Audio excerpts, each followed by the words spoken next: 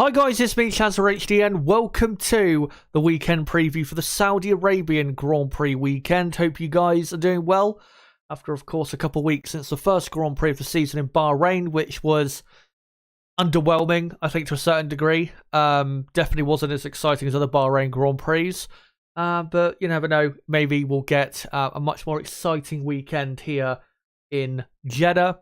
Of course, the last two Saudi Arabian Grand Prix have been very exciting, but also quite controversial. So if this weekend's race lives up to what we've seen in the last couple of years, then yeah, this is going to be a very interesting weekend in Saudi Arabia. Hopefully you guys are all doing well. And hopefully, you know, no matter what time it is in your part of the world, you're all having as best a day as possible. And yeah, I hope that you'll join me this evening in previewing what is going to happen this weekend in the Saudi Arabian Grand Prix. Let me know how you think all the teams and drivers are going to do. Be curious to hear what you guys have to say on all of that. But what we're going to get into in tonight's stream is, of course, all the teams and how I think they'll get on.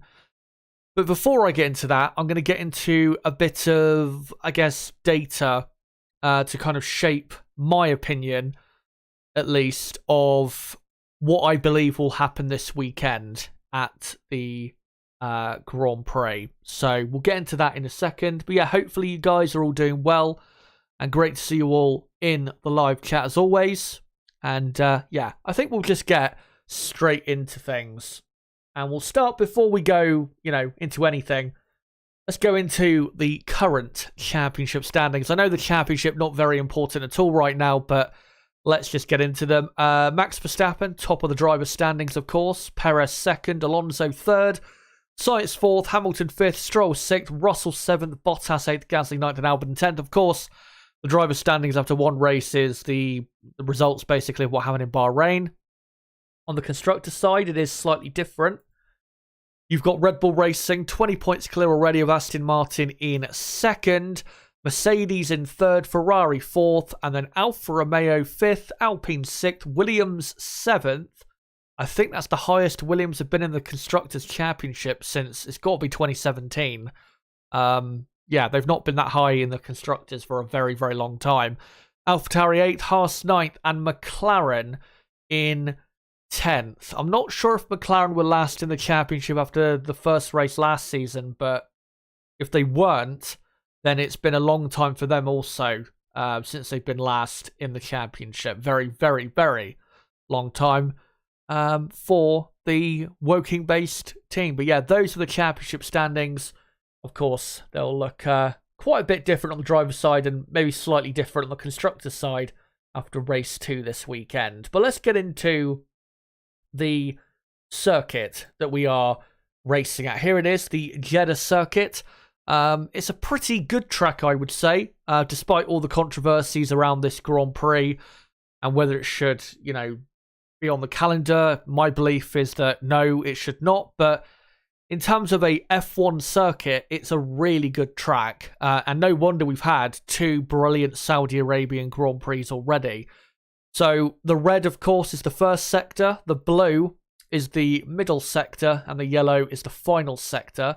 The first sector really is where the downforce is needed. You've got a lot of fast, high-speed corners, very nice flowing section. Turn 1 and Turn 2, of course, is the chicane, which is not maybe the slowest chicane on the calendar. And I wouldn't necessarily say those corners are slow.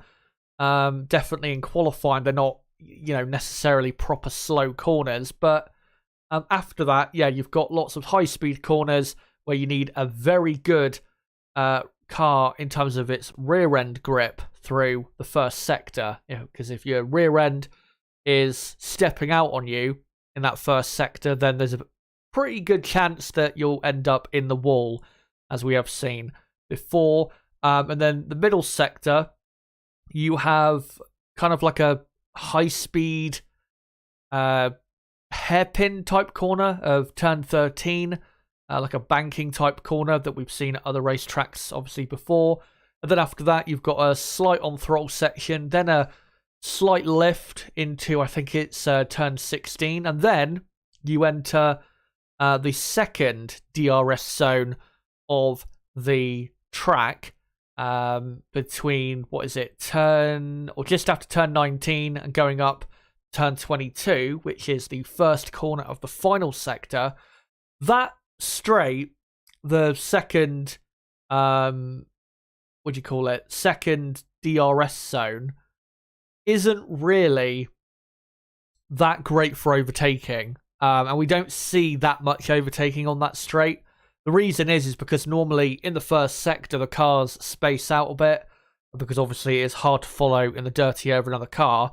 And then by the time they come round to that second DRS zone again between basically turn 19 and turn 22, the car behind is just a bit too far back. But then once they fly through the very high speed turn 22, they go flat out through turn 23 and 24, and then you have your final DRS activation point on the lap, going all the way down to the final corner of turn 27, where we've seen shenanigans in the past couple races here, and then you exit that corner and obviously back onto the pit straight again to start another lap.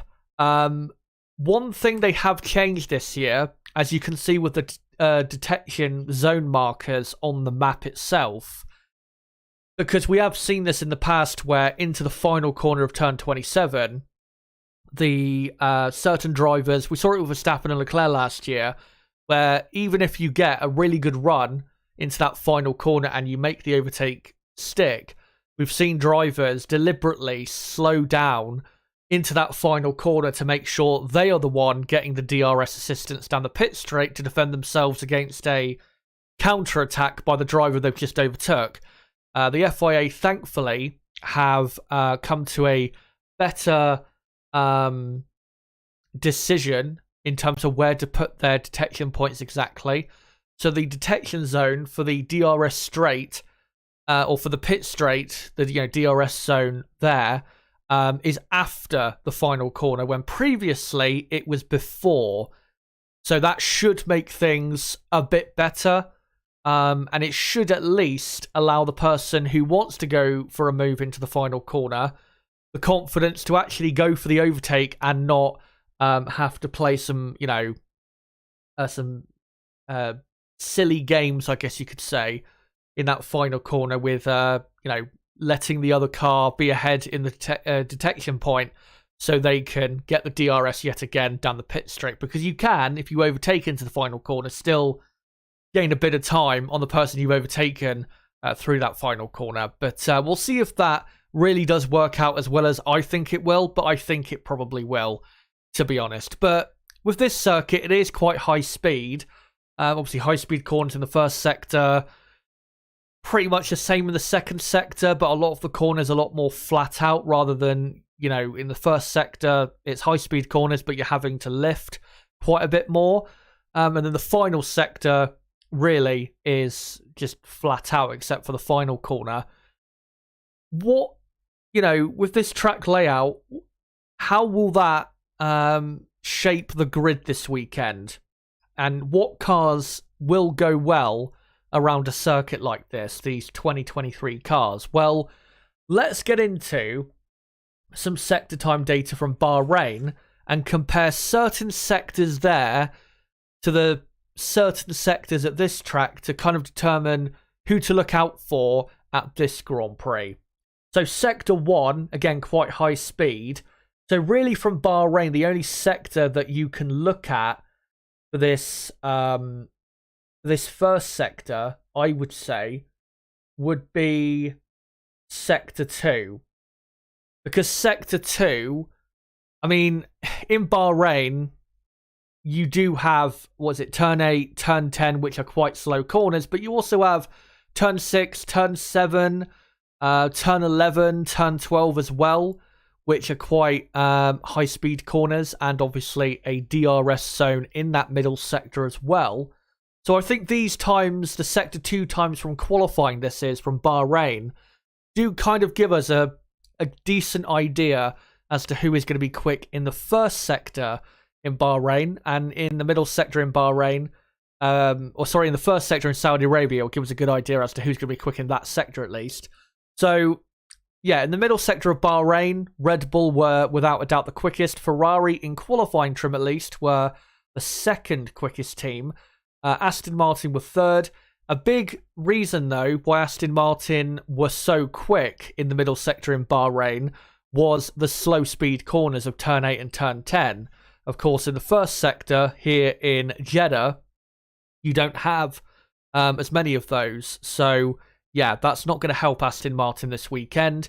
But the Haas and the Alpine were pretty good in that middle sector. And the McLaren wasn't too bad. And the Williams was actually quite decent as well. So, in this first sector, again, in the red, I would expect, if we're looking firstly at the front of the field, I'd expect Red Bull to be the best team through there, followed by Ferrari. And then after that, because Aston Martin and their car is a lot better in the slower speed corners, I think Mercedes and Aston Martin are going to be pretty equal through there. And then followed up probably by Alpine and Haas in that first sector. Then you have the middle sector in blue, which again is high speed and has lots of corners, but a lot of these corners are just flat out. And the middle sector for Jeddah, I've decided to compare to the final sector in Bahrain, because the final sector in Bahrain, you've got two, say, long straights, and then you've got, turn 13, which is, in qualifying at least, a high-speed-ish corner. And then the final corner, I would say, is a medium-speed corner in qualifying trim. So it's the most comparable, I would say, for what the middle sector is like in Jeddah. And for the final sector in Bahrain, Red Bull, again, were the quickest. It's important to remember, though, that Charles Leclerc did not do a final run in Q3 in Bahrain, so he probably would have gone at least half a tenth quicker in this final sector than he did, in reality. Because, of course, Ferrari, according to them, it was a strategy decision for why they didn't do a final run in Q3 in Bahrain. And then Mercedes, they were almost a tenth of a second quicker than Aston Martin. Alpine looked pretty good in that final sector as well with Haas. And then you add, McLaren, not very good. And then Alfa Romeo and AlphaTauri, pretty close there. So in the middle sector here in Jeddah, I would expect Red Bull and Ferrari to be, at the very least, equal, if not, Ferrari being quicker in that middle sector. And then Mercedes, I'd expect them to be faster than Aston Martin in the middle sector. Mercedes definitely seem to have better straight line speed than Aston Martin in Bahrain. And I think that'll keep up this weekend. And then after those front four teams, again, I think we can expect Alpine and Haas to be pretty good in that sector. McLaren, though, in the middle sector and also the final sector as well, they will suffer quite a bit this weekend. If McLaren are going to do damage at all this weekend, they've got to really focus on optimizing their car, I think, for the first sector, because that's the only sector really that will be positive for them in any way, shape or form. And then for the final sector here in Jeddah, you've got the turn 22, we slightly lift off, and then it's flat out all the way till turn 27, a slow corner. And then on the exit of that corner, another DRS activation point into the finish line. The final sector I am going to compare to the first sector in Bahrain. The reason is because in the first sector in Bahrain, you've got two DRS zones and a slow corner in turn 1. So it would, for me, be the most comparable to the final sector in Jeddah. So Red Bull were only slightly quicker than Ferrari there, but it was the Ferrari of Sainz, remember, not Leclerc. And again, Leclerc, if he had done that final run in qualifying in Bahrain, I think Leclerc probably would have been quickest in the first sector. So yeah, I think Ferrari, in terms of, if you're looking at who's going to be quick and who isn't this weekend and focus purely on qualifying, I think Ferrari are looking pretty quick here. But as we'll get to, that's not necessarily going to matter for them this weekend. Mercedes and Aston Martin looked pretty equal in that first sector. The reason I think that is because even though Mercedes had the better straight line speed, you had the slow speed corner of turn 1, which helped Aston Martin a bit more over Mercedes there. So I'm expecting Mercedes to be probably, with Aston Martin in that final sector, about equal. It's going to be very close, I'd say, between those two teams, really, in qualifying overall. But yeah, in that final sector, I'd expect it to be very, very close. And then Alpine, once again, looking pretty quick. Haas, not so quick. Alfa Romeo, decent. And yeah, McLaren, not so good. They were the 8th best team in the first sector in Bahrain. So overall, for the firstly, yeah, for the final sector, I think Ferrari probably will be quicker in that sector as well, just about, than Red Bull in qualifying. And then, yeah, Mercedes and Aston Martin about level, and then Alpine, I think, best of the rest. I think Alpine will be really just best of the rest this weekend. So overall for the circuit, I think in terms of qualifying, Ferrari, I think, are probably just about the favourites to be the quickest team.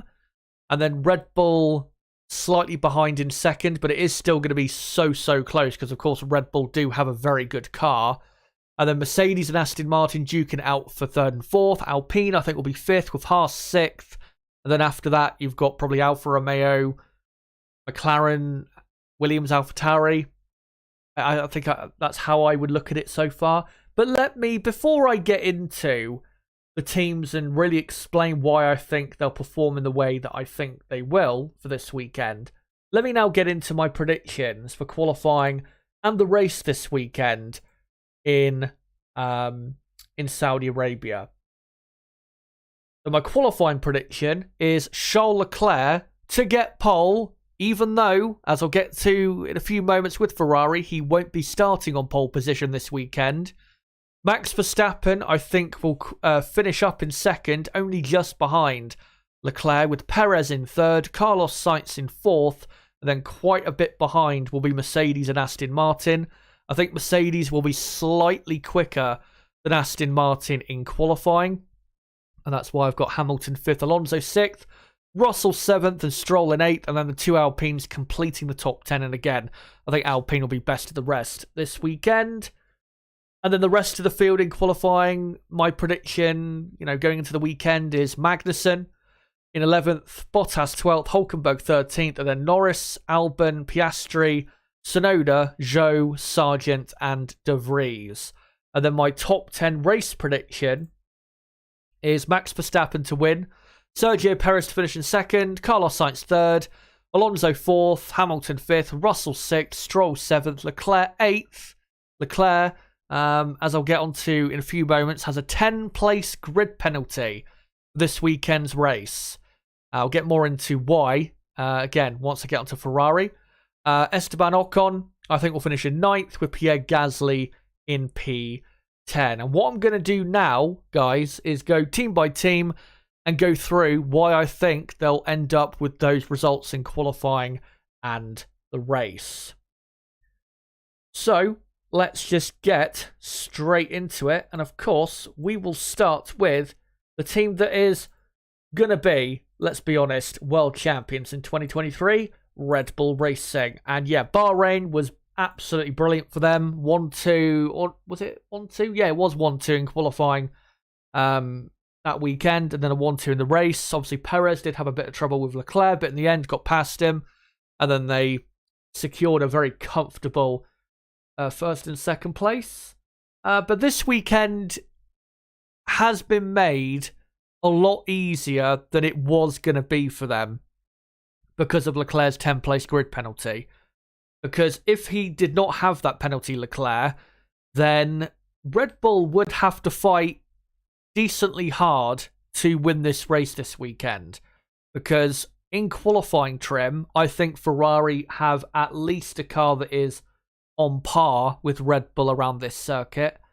If not faster, you could argue. But again, because Leclerc's got that penalty, and I don't think Carlos Sainz has got the pace really to fight with Max and Perez in qualifying or the race, I think Red Bull have got a pretty comfortable weekend on their hands. Max Verstappen has not attended the Thursday media day because of a stomach bug, I think it is. Hopefully he's okay. Hopefully he will definitely race. I'm pretty sure he will because they would have already announced probably a replacement, or would be at least getting someone seriously ready to replace Max if, he needed to be replaced. But yeah, with Leclerc's penalty, it really does make this weekend a lot more boring, I've got to be honest, because if Leclerc was up there on pole, then we would have essentially part 2 of the battle we got this Grand Prix last year, Verstappen versus Leclerc for the win.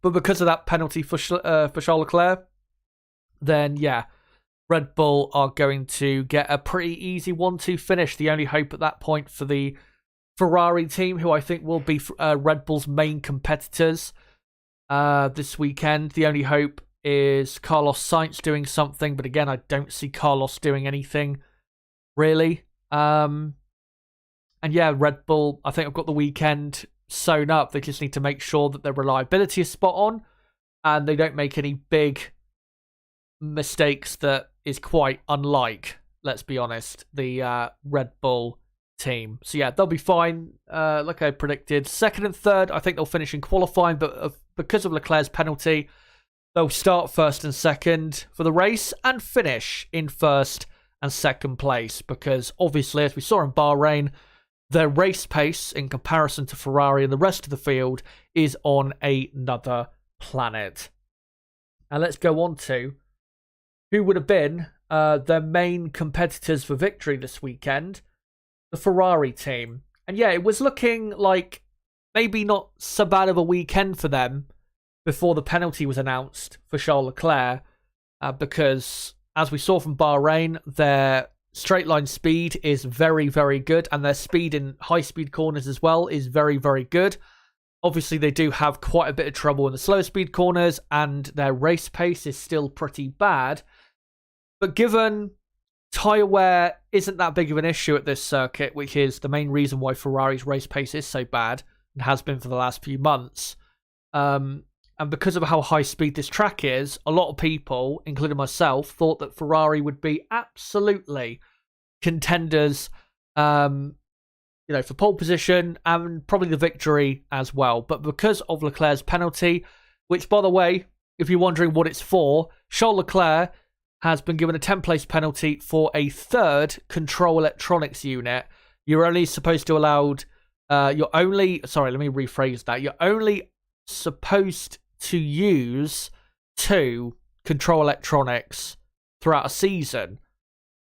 We're not even done with race 2 of the season, and Ferrari have already used too many control electronics parts, units, whatever you want to call it. I have to say,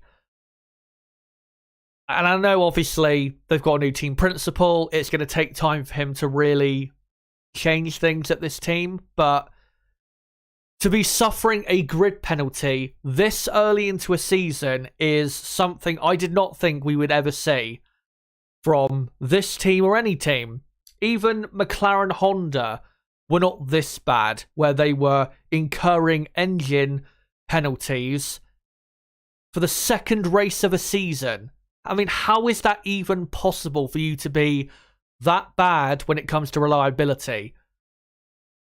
I genuinely don't know, and it's really not a good omen for the season. And it proves that even though Ferrari have been talking all this big talk about, this season reliability will be better, and we can turn up the power unit more and use more of the potential of what's in the engine, it's still a very unreliable unit. It's clear to see, because if you're already taking grid penalties now, race 2 of the season, and there's still another, 21 races or so to go, it's not looking good, is it?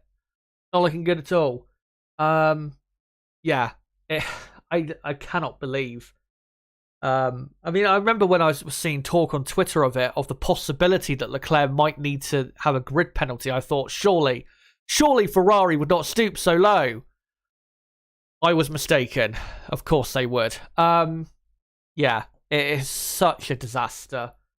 But I guess you could say it's Binotto's parting gift, helping helm such an unreliable engine, which, I mean, they can make updates to the power units between now and the end of 2025 for reliability reasons, but if it's really just a fundamental issue with this Ferrari power unit, then this is going to plague them, really, for the next, 3 seasons? This season, next season, and the season after. Yeah, really, really not good at all. But yeah, Leclerc, I think, will finish first in qualifying, but of course he won't be able to start on pole. So he will start in 11th place for the race, and I think he'll finish in 8th because 2 Aston Martins, 2 Mercedes, his teammate and Perez and Verstappen in the Red Bulls, they'll just have too much pace for Leclerc to finish any higher than 8th place. And I think Ferrari will still have, on pure pace, probably the 4th best car in the race. I don't think they're going to be as quick as Red Bull. I think the reason it would have been exciting, a battle between Leclerc and Max for the win, is because if Leclerc had got pole, like I predicted he would, or finish first in qualifying, because Ferrari would have quite a bit less pace compared to Red Bull in the race, it would be basically a guarantee of on-track action. But because, obviously, Leclerc's going to be starting at best 11th this weekend, it means that the chances of that happening are pretty slim in my view. So, yeah, I think Leclerc finishes 8th. Carlos Sainz, the reason I think he... with Carlos Sainz, let me talk out a couple of things, I think, instead of just talking about why I think he finishes 3rd for the race. In qualifying, the reason I don't see him on the pace of Max, Checo, or his teammate is because most of the time, since the start of last season, we've seen that Carlos cannot match the pace of those drivers. Well, he can match the pace of Checo, but it depends on, obviously, how quick the Red Bull car is. And, for example, if the Red Bull car is very quick, and quicker even, then we have seen quite a few times that Carlos can't really fight with Perez as much as we would want him to. And yeah, I mean, we saw in Bahrain, Carlos was quite slow compared to Leclerc, especially in the race itself. And yeah, was struggling quite a bit in that Ferrari car and ended up, 45 seconds off the race winner, Verstappen, in the end, which was pretty bad. So yeah, I think Sainz qualifies 4th. Obviously, we'll start 3rd because of Leclerc's penalty. The reason I've got him 3rd and finishing ahead of Aston Martin Mercedes is because I think in the first stint of the race, Sainz will have enough pace that he'll be able to pull away from that Mercedes and Aston Martin fight. And it will be quite a fight going on between Mercedes and Aston Martin during the race, as they're going to be pretty much equal on pace in qualifying. And then, Aston Martin, who I think will be probably quicker in the race, they'll have to try and battle their way past, and it won't be, massively easy. So, yeah, in the first stint, Sainz will build a decent gap. And then in the final stint of the race, I think you'll probably see Aston Martin and Mercedes coming back at Sainz, but they won't have enough laps or straight line speed to actually overtake Carlos and finish in 3rd. So I think Sainz will get the podium. And again, because tyre wear is not as big of an issue this weekend, because of the asphalt of this track, and most of it is just flat out, that definitely helps Ferrari. But yeah, they're not going to be winning the race this weekend. If Leclerc had not had a penalty, though, it would be it'd be very interesting to see what would happen this weekend. But with that penalty, yeah, I don't see them winning. I'd be very surprised if anyone other than Red Bull won this Grand Prix, because with Ferrari's main man took out of the way, really, with that penalty, there's no one else that can, I think, put up the fight, which is sad.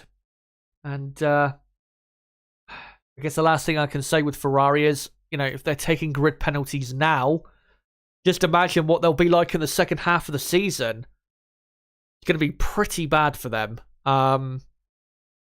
especially if, we get to their home race at Monza and they have to take a grid penalty. That'd be pretty bad if that was the case. But we'll see, of course, whether that actually does happen. But let's now go on to if I can get the graphic ready. Yep. Let's now go on to the Mercedes-Benz team. And yeah, Bahrain was pretty bad. Qualifying wasn't terrible for them. They weren't actually that bad, I thought, in qualifying. But the race was alarmingly bad. Because we saw last season, even when they didn't have the best qualifying sessions, they would make up for it in the race. They were even slower in the race than they were in qualifying. In qualifying, I think they were like 0.6 of a second off pole. 6-7 of a second off pole, I think it was, something like that. And then in the race, Mercedes were, on average, about a second a lap off the pace of Red Bull. So, yeah, that is very, very poor. They just all around don't have a good car. There's nothing that positive about this car. The only thing I could say, which is maybe a positive, is that their straight line speed is better than last season, but it's still not good enough, really, to be on the same level of, Red Bull and Ferrari. But I guess that's a plus in their favour compared to their own shit car from last year. But yeah, I mean, as you guys know, they're now focusing on bringing this massive new upgrade to maybe Baku, Imola, we'll see, and bringing what is basically going to be a new car to the circuit in a few races' time. They are bringing, I think, a small upgrade for this weekend. To be honest, because of this side pod design and the design of the car in general, I think it's just massively flawed. I don't think any small upgrades are going to suddenly make this car very quick. I just don't think this car is a good car. And yeah, I don't see Mercedes being, even with small upgrades to this concept, I don't see Mercedes really improving on where they are. And for this weekend, yeah, I think qualifying, they'll be right on the pace with Aston Martin. I think the only reason they'll be quicker than Aston Martin just about is because this circuit suits Aston even less than Bahrain did. And that's why, in qualifying at least, and even in the race, it was pretty close between the Mercedes and Aston Martin teams. But in the race, because Aston Martin have the much better race pace, I think Alonso will be finishing in 4th. Mercedes will be, I think I've got them finishing 5th and 6th in the race. Obviously, they will benefit with Leclerc having his penalty. And they will definitely, I think, finish ahead of him. But they just won't have the pace at all to really fight for the podium. I mean, if I go back to my prediction, you can see with the gaps, I've got Hamilton finishing about 4 seconds off Sainz. The reason I've got that really is because I think towards the end of the race, Sainz's race pace probably will not be that great and his tyres might really start to suffer. And Mercedes, their race pace, I mean, compared to what Leclerc was doing in the race, wasn't great, but compared to Sainz in Bahrain, it was not too bad in the second half of the race. So I don't think it'll be too bad, the gap from Mercedes, say, to the podium. I don't think it'll be as bad as maybe others think it will be.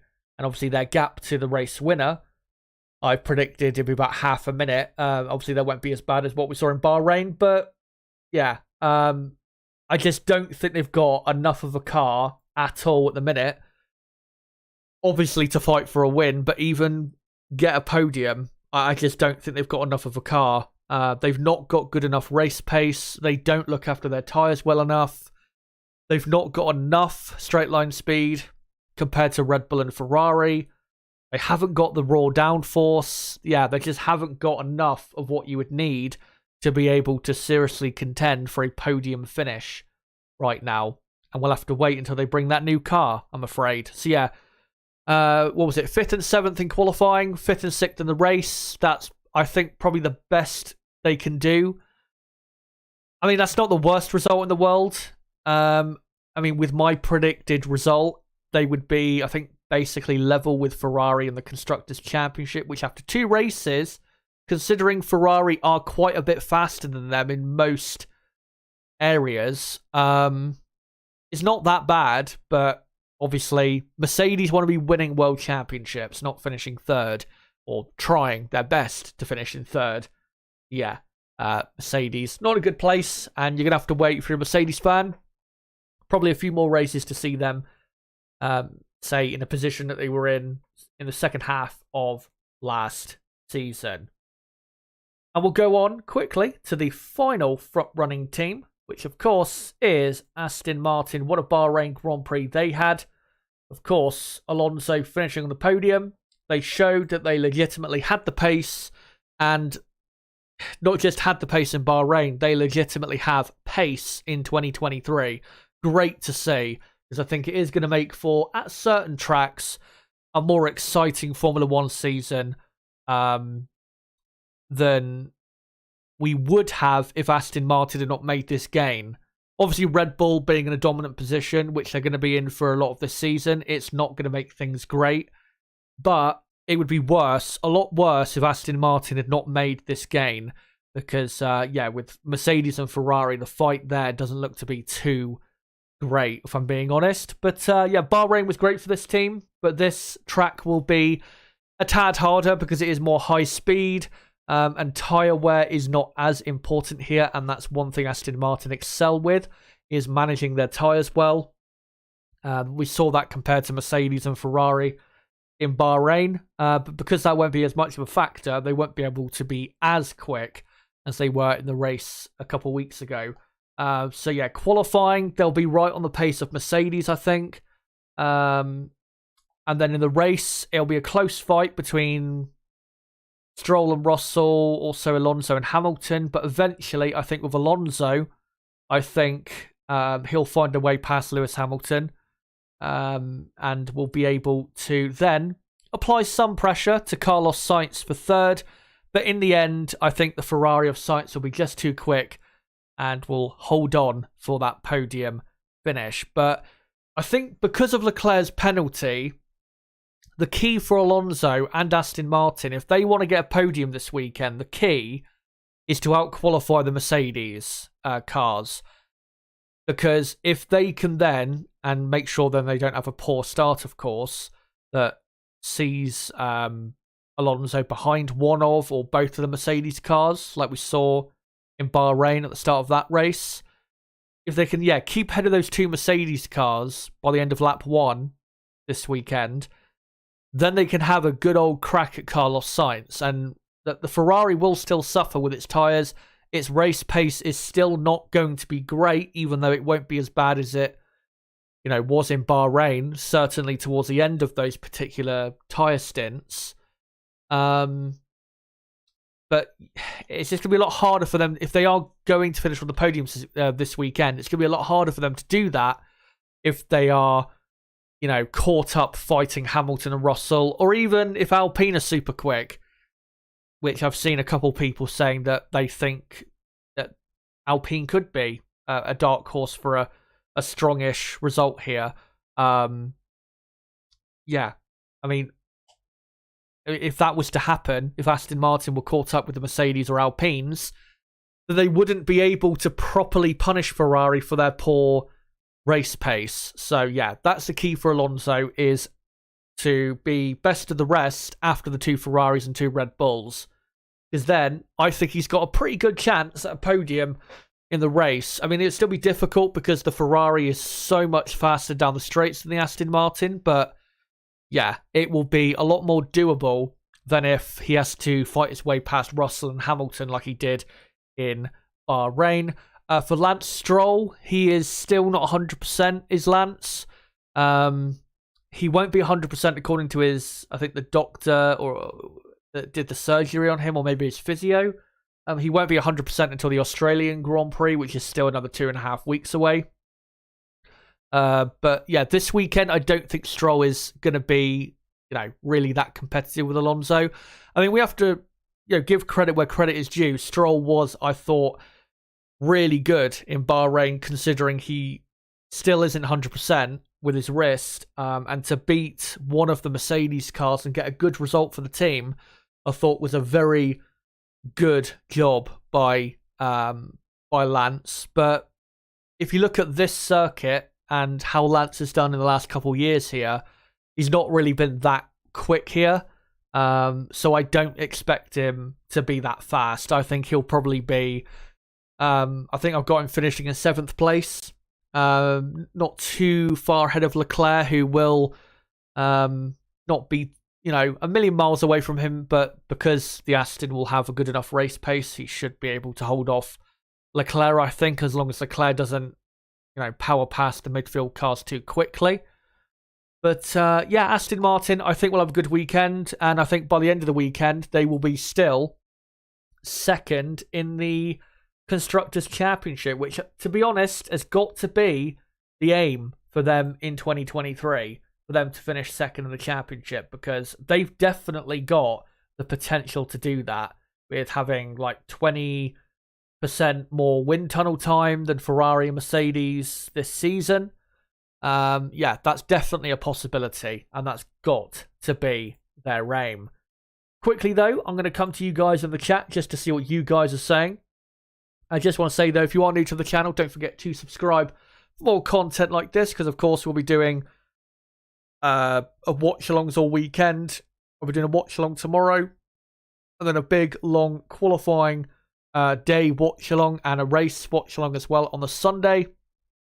And also a live review of the big talking points from Saudi Arabia on Monday night as well. Let me just get into what my next two pieces of content are. So, I should have put practice 2 watch along instead of just practice 2 on the text there. But yeah, the next time I will be live will be tomorrow at 4:45 p.m. 15 minutes before practice 2 starts for the practice 2 watch along. And then on Saturday, I am going to be live for a long time, from 12 p.m. all the way through till 6:30 p.m. Firstly, for the qualifying preview for about an hour and a half. Then practice 3 starts at 1:30 and we'll finish obviously at 2:30. And then I think just after 3 p.m. UK time, the F2 sprint race will start, and we're doing a watch along for F2 this weekend. The sprint on Saturday, but also the feature race on Sunday. And then once we're done with the F2 stuff, we'll then be getting into the qualifying watch along from, I think, 4 p.m. all the way through till 6:30, because qualifying starts at 5 p.m. UK time. So don't forget to join us for all of that. And then, on Sunday, I think I'm live at 1 p.m. Firstly for the F2 feature race, then the race preview, then race watch along, then the race reaction, just so you guys are clear as to what the plan is. And then, like I said, on Monday we'll do a review of some of the talking points. And as well, for everyone watching, don't forget to smash the like button. Let's try and get up to 30 likes if we can by the end of the stream. That would be great if we could do that. But one thing I will do quickly, and I'll keep this poll running until the end of the stream, is I want to hear from you guys as to who do you think will win this weekend in Saudi Arabia. So who do you think will win the Saudi Arabian GP? And I'll just do the options quickly. The options I will go for Verstappen, Perez, Alonso, and I'll put Leclerc in there because you never know if there is like a couple of safety cars or a red flag at the right time, that could really benefit Ferrari and Leclerc there, obviously with him progressing from outside the top 10. So there you go. Make sure to vote on that poll. My prediction is that it'll be Max winning the race, but let me know if you think any different. But let me read out some of your comments in chat. Count Blah, good to see you, mate. Good to see everyone as well. Aline, Kemal, Miss Marquise,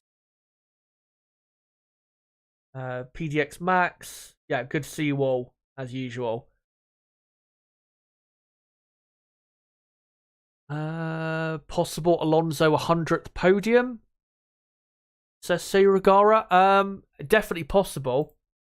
I didn't know actually he would be getting his 100th podium if he was to get one this weekend. That is quite astonishing actually to think about, to be honest.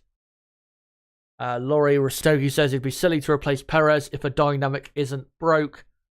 Don't fix it. Think Sainz struggles to adapt to different types or philosophies of cars, to be honest. I think this is one thing that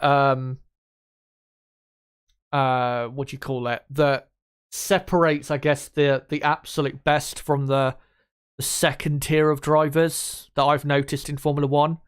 Is your second tier of drivers, your Sainz's, Perez, Bottas, drivers like that, they are a lot more affected by the way the car handles than the absolute top drivers. I mean, all drivers are affected by the way the car handles if it handles in a way that they don't like, but it affects the absolute best, your Hamiltons, Verstappens, Alonso's, Leclerc's, Norris's even. It affects them less than those second tier of drivers. And I think with Sainz, I think that's why with how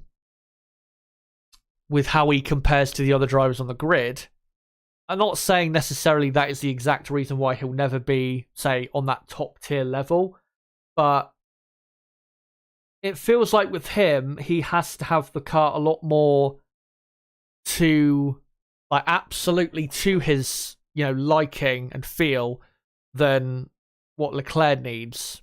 And I don't think Carlos has as much of that natural speed that Leclerc has.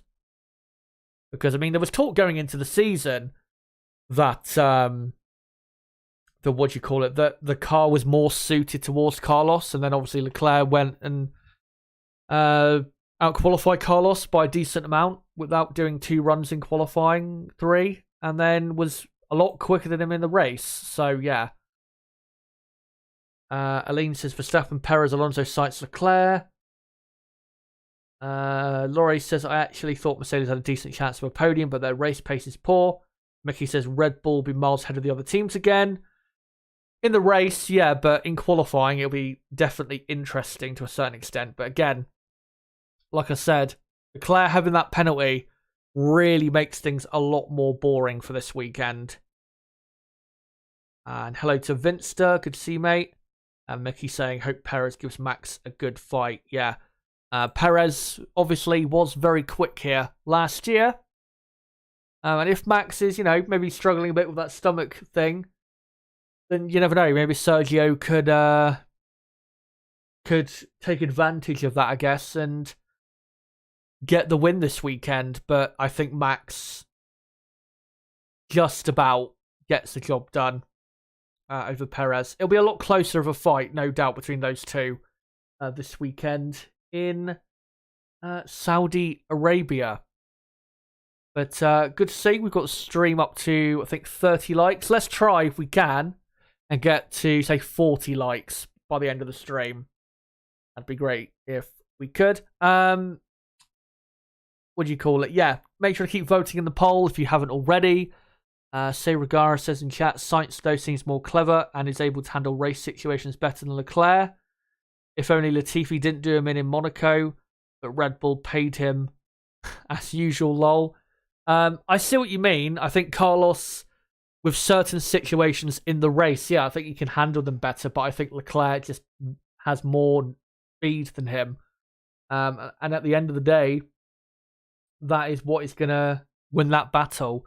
I think it's, if I was to compare it to another team, another teammate scrap, it'd be similar to, say, Lewis Hamilton and Jenson Button at McLaren back in those days, where, Hamilton, in all 3 of those years, he was clearly faster than Jenson, was better in 2010 and 2012. Obviously, 2011, Hamilton made a lot of mistakes and was very inconsistent, but it did feel like a lot of the time during that era, when they were teammates, that Jenson would handle a lot of situations in the race better, such as, wheel-to-wheel combat at times and just, general race situations. But Lewis, when he was absolutely on it and, not making any silly mistakes or getting into accidents with people. He was absolutely quicker than Button. There is no doubt about that. And that's how it feels with Leclerc and Sainz. So, yeah. I mean, Carlos obviously won a race last year. Maybe he'll get a chance to win another race this year, but I don't see Carlos being at Ferrari, to be honest, for a massively long time. I mean, his contract, I think, is up at the end of next season, same as Charles Leclerc's. To be honest, I could see Ferrari losing both of them. But I think Carlos Sainz, there's definitely a decent chance that Ferrari would look elsewhere, because I don't think they've quite got what they wanted from Carlos as a Ferrari driver, because I think they expected him to be a bit more competitive than he has been compared to Leclerc, without doubt. But yeah, I think we'll move on for all of that, and let's go into the rest of the teams before we wrap up. And we'll start, of course, with the Alpine team, who had I wouldn't quite say a damage limitation Bahrain Grand Prix, with, Ocon having his multitude of issues and Gasly scoring points still, but having to start from the back. But they didn't get the most out of their car in Bahrain. I think there was definitely a much better result on the cards if they had, or if Ocon had not had such a disaster, and the Alpine team really had, not had such a disaster there. And if Gasly had a proper qualifying session where he delivered the potential that he could in that car, then I feel as though they maybe could have got a double points finish and probably got 2 or 3 more points on the board for the first race than they actually did. Still, though, Gasly finishing 9th after starting from the back, that's a good result. Gasly's pace was good. And Alpine have got a quick car compared to the midfield, but yeah, it was just a bit of a messy first Grand Prix, the Alpine team. This weekend should be better for them. I think both Ocon and Gasly like this circuit quite a bit. Ocon was very quick here last year. Ocon qualified 5th here last year and finished in 6th. And Gasly, I think, has had 2 Q3 appearances around this track as well. So both drivers like the circuit. The car was very good here as well here last year. And it, seems a good car again. I've seen someone, another F1 YouTuber, Tomo, saying that he thinks that Alpine, because of certain bits of data from Bahrain, that he thinks they could very well be quicker than Mercedes here. I don't think that's going to be the case. I don't think Alpine have got quite that much pace, to be honest. But I think Alpine have definitely got the pace to be best of the rest, and clearly the 5th best team here in Jeddah. And yeah, I think Ocon finishes ahead of Gasly in qualifying of the race. Esteban, I think, as I've said, I think coming into the season, I think will be the better driver at Alpine. And I think he'll continue the good form that he showed from this race last season and finish up in 9th in qualifying and the race. Gasly, though, will be always, I think, this weekend just behind him. It's not going to be an easily won fight, no matter who wins it this weekend, and really over the course of the season. But yeah, I don't expect Alpine to be fighting with Aston Martin and Mercedes or anyone like that, but I'd be very surprised if they were not the 5th best team here in Saudi Arabia. McLaren, though, the next team we'll go to, they are definitely not going to be contending for 5th best team. Bahrain was very embarrassing for them. Obviously, Piastri having the gearbox issue, Norris having the pneumatic issues, which caused his car to be his car needed filling up on the pneumatics end every, 10 laps? And that, obviously cost Lando the chance of maybe nicking a point from the race, which may have happened. I mean, we have to remember he wasn't too far behind I think it was Alex Albon who finished in P10 before those pneumatic issues started. So maybe Norris could have nicked a point from the Bahrain Grand Prix, but obviously was never really given a chance to do so. And then comes to this weekend, does McLaren, hoping for something better than what they got in Bahrain, but this circuit is not going to suit them at all. I mean, the Bahrain track didn't really suit their strengths at all. They've still got quite a deficit at high speed of McLaren. Still quite a big loss compared to other teams of straight line speed. And really the only corners where this McLaren car is competitive, I would say, is the medium and slow speed corners. But yeah, high speed, it's really quite a poor car. And obviously, this circuit only has two medium or slow speed corners, pretty much, or 2 or 3. So, yeah, it's going to be a very tough weekend for McLaren. As I showed in my qualifying prediction, I think they'll be around 14th, 15th, that type of area on the grid. The race, though, I don't think will be that bad for them. I think they'll probably finish 12th or 13th maybe in the race.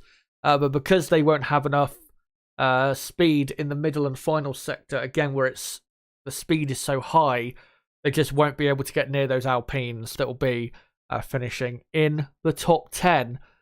I have to stress, though, I know lots of people have been saying after the first race and just so far, McLaren are so bad, what's going on with McLaren?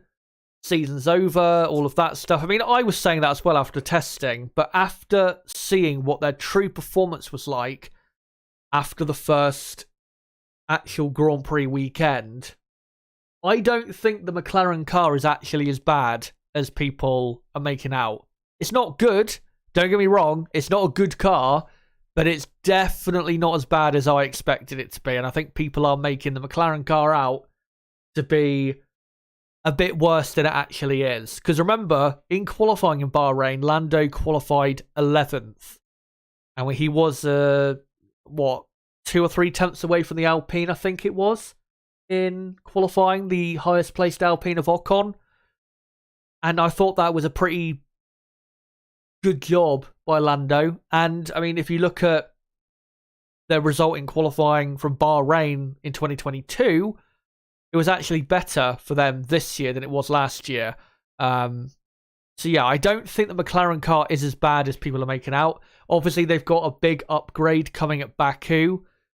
If that upgrade can improve this car by at least half a second, dare I say, I think McLaren have still got a decently competitive package for 2023. Maybe not to fight with Aston Martin or Mercedes, but definitely Alpine. So yeah, the next couple races, maybe McLaren won't be too quick. But once they bolt that upgrade on, if it does work fully for them and ups the pace by at least half a second, if not more, you're going to see McLaren a lot stronger very, very soon. So yeah, if you're a McLaren fan, don't be too down, because I don't think McLaren are going to be in this position for that long, if I'm being honest. My hope is that if these upgrades are big, that are coming to Baku, and if they are projected to improve the car by 7 tenths or even up to a second per lap, we could see McLaren even jump Alpine. I mean, obviously Alpine will bring their upgrades as well, and that should improve their car. But yeah, I think McLaren have actually not got too bad of a car. I just think once we see those upgrades in Baku, which will be another 6 weeks from now, I think we'll be a lot more positive on the McLaren team, no doubt about that. Right, let's go through the final 4 teams. We'll go on to Alfa Romeo. There you go. Alfa Romeo, good result. A very good result with Valtteri Bottas finishing in 8th place in Bahrain. Definitely did not expect that. I mean, I didn't think they would be terrible in Bahrain, but I didn't see them finishing in the points at all. So, yeah, great job there by Valtteri. And they comfortably as well finished in 8th place. And they weren't even that much slower during the race than Mercedes were Alfa Romeo. I think they were only like 2-3 tenths on average slower than Mercedes, to be honest. So, yeah, pretty good effort there by Bottas. I think one thing, though, that does kind of skew their performance in Bahrain with the race is the fact that the cars behind him weren't, if it makes any sense, they weren't really given a chance to compete and beat Bottas in Bahrain. The reason I say that is because Gasly and the Alpine, who finished just behind in 9th, the Alpine is definitely faster than the Alfa Romeo, but because Gasly started at the back and Bottas, I think, was 8th by the end of lap 1, that's why Gasly couldn't, beat Bottas in the end. And then Albon in 10th. Williams were quick, but Williams, I don't think, were as quick as Alfa Romeo. And obviously Williams, they were the worst team last season, so you can't exactly expect too much from them. And then you had AlphaTauri, who looked pretty mediocre. So I think the point I'm trying to make is they didn't have stiff competition for that 8th place necessarily. And I don't think they're going to be quite as competitive this weekend. Valtteri Bottas will still have a decent qualifying. I've got him, I think, qualifying in 12th. And I think Bottas probably finishes in 11th place, just behind the 2 Alpines. But yeah, I think the Alpines will be just too quick for Alfa Romeo.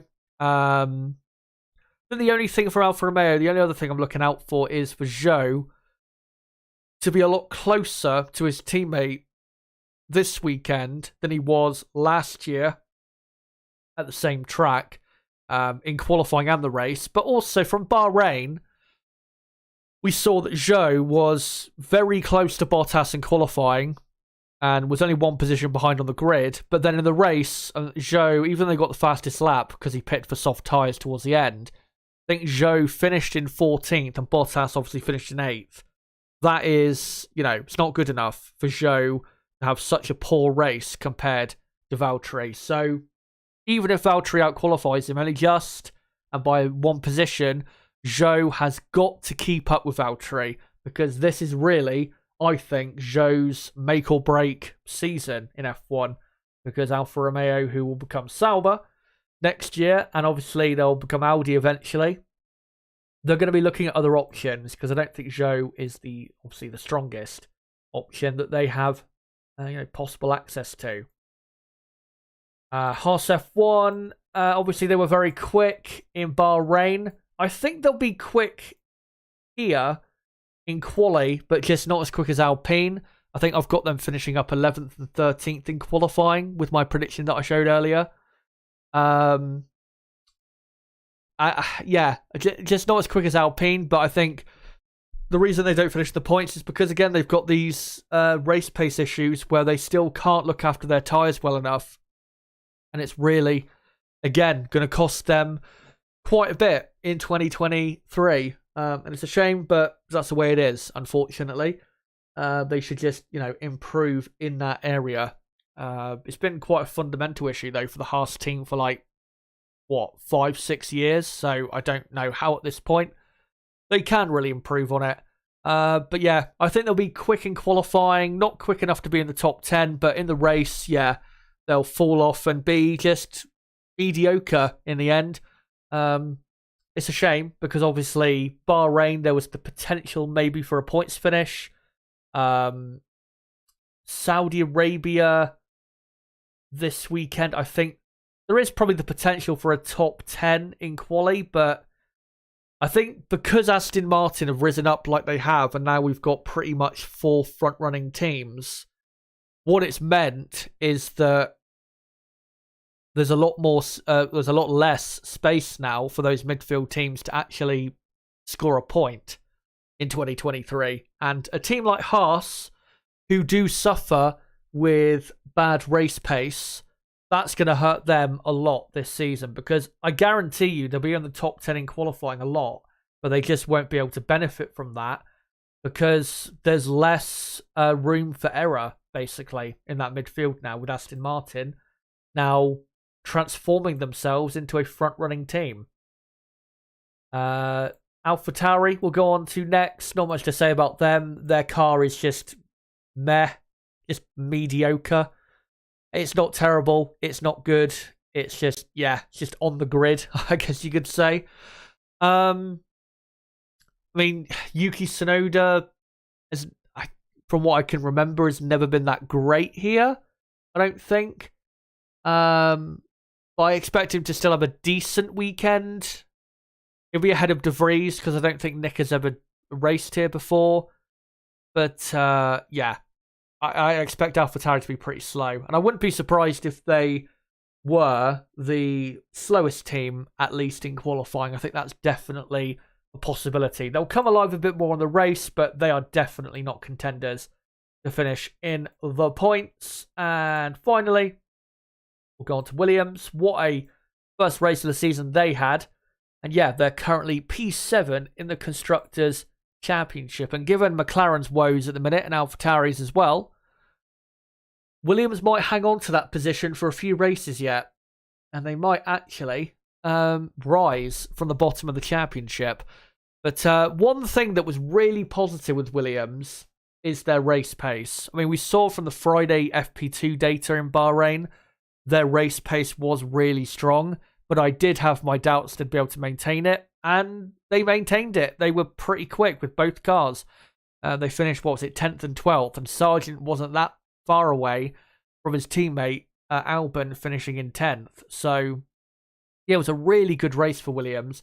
And I think the key for them this season, if they do indeed have good race pace throughout the season, I mean, I know the power dominance of Bahrain, like the power dominance of this circuit, you know, it's going to help Williams a lot more in a race situation. But if they can keep that up throughout the season, if Williams can have good qualifyings, then Williams could absolutely finish higher than last in the championship, if not in 8th place, which would be obviously equaling what they did in 2021, but it would be a big boost for this team financially, you know, for that extra prize money and for them to try and continue climbing the grid. Remember, of course, Williams do have, for this season, the most wind tunnel time or wind tunnel access allowed out of any team. So with the way they've started the season, they could be ending the season pretty quick. We'll see how they do, obviously, later in the season. But, yeah, keep an eye out for them, because with the high-speed nature of this circuit, they might be a dark horse, I think, Williams. I think we could probably label them as the midfield dark horse for sure. But, oh, not that. Let's go away from that. And go back to these pictures of last year's Saudi Arabian Grand Prix. And I'll just come back to you guys in the chat. I can see we're 1 like away from 40 likes. So if we could try and just get 1 more like, that'd be great. Let me read out some more comments from you guys. William Koopman says Max Alonso Perez for his top 3.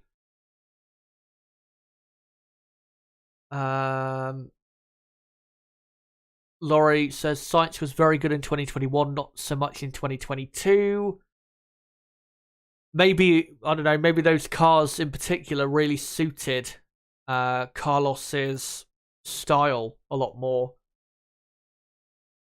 Mickey says McLaren has TV screens on it. Why waste time and money on that?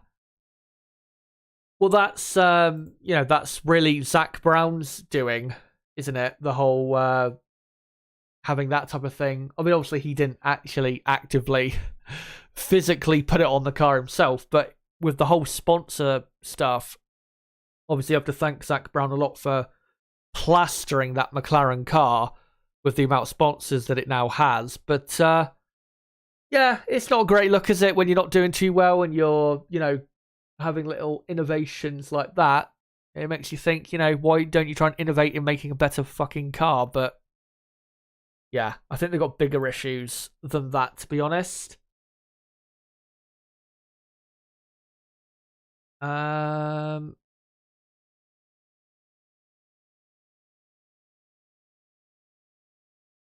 Mickey says, wonder if Ocon will drive the same way he did last year here. I mean, if he's in a big fight again with a teammate, obviously like he was last year, yeah, I think he'll fight just as hard. And maybe we'll see some fireworks. Laurie says Alpine might have an okay car, but I still think Alpine are underperforming with their budget. I think, yeah, I think you are right. I think we have to remember though that in terms of a team having a big budget, it's not really as important, anywhere near as important now as it was before the budget cap came in, because everyone obviously is capped at spending at a certain level. So, yeah, it's, you know, it's not like you can, it's not like back in, say, 2019, 2020, where you could spend everything that you have on making your car better. But I think they don't utilize their resources well enough, for sure.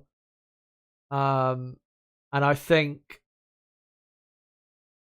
you could maybe argue this is a reason why McLaren have not really become a front-running team like Aston Martin have clearly this season, is because they're not, I don't think, are recruiting necessarily from the right areas.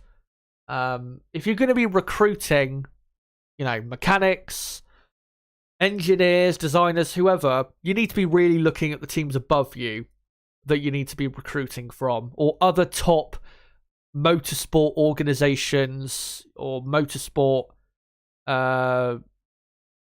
engineers. You need to be recruiting them from other top organizations, if you know what I mean. You can't expect to get better with people that have proven, you know, year after year that as a group they cannot build and make up a good enough team to fight for, you know, race wins and a championship. So, and, you know, with Aston Martin, obviously they've hired a lot of people from Red Bull, I think Ferrari as well, if I'm correct in thinking that, or is it Mercedes that they've hired? I think it's actually Mercedes, yeah. Red Bull and Mercedes. So, you know, that's a big reason why Aston Martin are in the position they're in now. Also, I was going to say with McLaren, they are making progress on that, because I think the head of aerodynamics at Ferrari has left. He left, I think, just after the Bahrain Grand Prix, but was already in the process, basically, of leaving, I believe. I think he's on gardening leave, but I believe that he is joining the McLaren team on the design crew there. He did used to work for McLaren back in, I think, 2007 to 2012, obviously back when they had a race-winning car, so that could be a real positive for McLaren. But yeah, I think for teams like Alpine and McLaren, I think they should try and recruit in better ways, to be honest. Mickey says, I hope Red Bull let the drivers race each other, but I think they'll step in to tell them to stop. Laurie says, I do think Norris outperformed the car rather than McLaren being quick in qualifying in Bahrain. Yes. I think to a certain degree, yeah. He did outperform, or he put the car in a position that definitely makes it seem a lot quicker than it is. But, I mean, a lot of us were expecting McLaren to be knocked out in Q1 with both cars. Or, you know, maybe if Norris made it into Q2, he would make it, you know, just into Q2. I think that McLaren car, it's definitely not one of the top 5 best cars on the grid, obviously, but I don't think it's as bad as we thought it was. I think it's probably, in qualifying trim, probably the 7th or 8th best car on the grid, and then in race trim, I mean, we didn't get to see a lot of them in race trim, obviously, in Bahrain, but in race trim, they're probably the 6th or 7th best team. So, yeah. Considering they've got a lot of upgrades coming, and a lot more to improve, I don't think McLaren's car still is that bad. Sarah Garris says, now if Max is close to winning the title or close too close even. They ain't racing. But I think considering what happened in Brazil, I don't think Perez will back down, to be honest. I mean, this weekend, as long as there's clear evidence that that a crash isn't likely, I think they'll let them race to a certain extent. Let's say if Perez is ahead of Max or if Perez is behind but much faster. But if they're on like equalish pace, then I think they'll just tell both drivers to turn the engines down and bring it home, really. Darth Lord Raven says, look at it like this. Perez has never attacked Max, but his race pace is getting closer, but he will not make it when behind. True. Be interesting to see Mercedes' car tomorrow. Will we see something drastically different? Asks F1 Fan Zone. No, I don't think he will. I know they are bringing like a small upgrade, but yeah, I don't think it's going to be anything to really improve the car.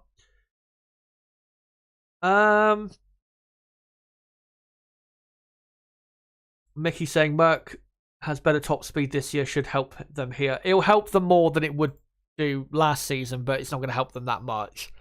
They're still going to be pretty slow. So, yeah, it's not going to help them that much, unfortunately. But I think we'll bring things to a close. Let me, before I do, though, read the results of the poll that I set up. And thank you guys for voting in it. I asked, who do you think will win the Saudi Arabian Grand Prix? And you guys voted Max Verstappen, number one, with 71% of the vote. Perez and Alonso tied for second. And then Charles Leclerc in fourth. Yeah, the chances of Leclerc winning this weekend are, I'd say, less than 1%, really, because of his grid penalty. It's a shame, really, because I think we were going to have a pretty exciting weekend. But thank you guys for coming along to tonight's stream. It's been great to have you along. And yeah, just a quick refresher for what the next two pieces of content on the channel are. I'll be live tomorrow on Friday at 4:45 PM UK time for the Practice 2 watch along for the Saudi Arabian Grand Prix. That's 15 minutes before Practice 2 starts, so make sure to join me for that to see what the general pace is looking like so far. And then on Saturday, I will be live for 6.5 hours at least for the qualifying preview for Saudi Arabia, then a Practice 3 watch along, then the F2 sprint race watch along, and then we'll finish it up with the qualifying watch along. So make sure to join me for all of that. And of course on Sunday, I'll be doing an F2 feature race watch along and a race watch along as well. It'll be great to have you guys for all of that content coming up on the channel. So don't forget to subscribe if you are new to the channel for more content like this. Don't forget to smash the like button if you haven't already before you go. And make sure as well to follow me on Twitter at ChazHD5 and join my Discord server, link below in the description. And as well, there is a link below in the description for a video that I uploaded on Monday where I got into the incredible rise of Aston Martin. It's called, I think, Charting the Meteoric Rise of Aston Martin F1. Link below in the description. Make sure to go check that out. It would be great if you could. But guys, until my Practice 2 watch along tomorrow at 4:45 in the late afternoon, I guess, UK time, my time. Until then, it's been me, Chazza HD. Goodbye.